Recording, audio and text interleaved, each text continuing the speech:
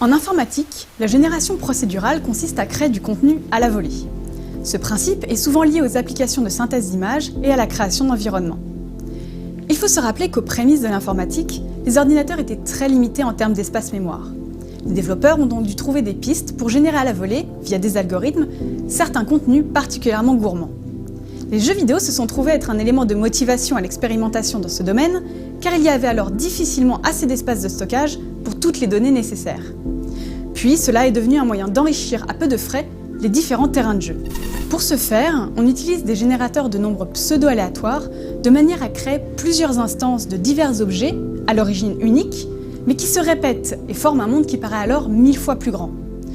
Le terme procédural fait référence à ce processus de calcul de fonctions.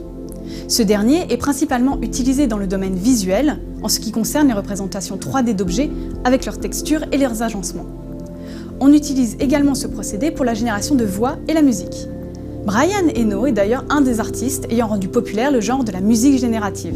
Bien que les développeurs aient appliqué ce procédé depuis des années, peu de créations en ont fait une utilisation intensive. Pour autant, dans le domaine des jeux vidéo en particulier, l'expérience date.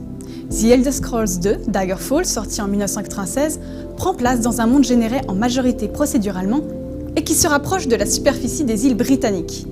Il en va de même pour les îles tropicales de Just Cause, le jeu d'Avalanche Studios sorti en 2006.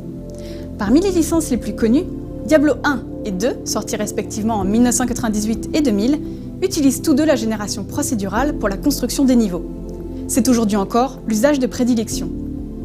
De nos jours, l'engouement est à la hausse et des sujets comme l'intelligence artificielle, le game design ou la modélisation 3D profitent au mieux de cette méthode. Un autre pan moins connu du secteur participe aussi de cet enthousiasme, la démoscène. Il s'agit d'une forme de convention qui cherche à mettre en compétition les meilleures démonstrations techniques visuelles et sonores. Sa particularité tient dans les contraintes qui sont imposées.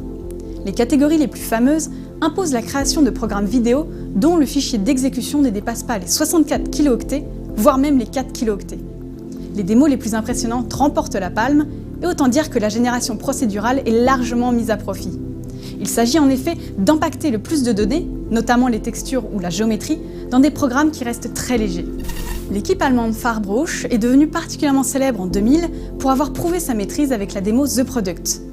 Une de leurs divisions créa même le jeu K-Krieger, un first-person shooter similaire à Quake, mais avec un programme de 96 kilooctets, là où les méthodes traditionnelles utiliseraient 200 à 300 mégaoctets.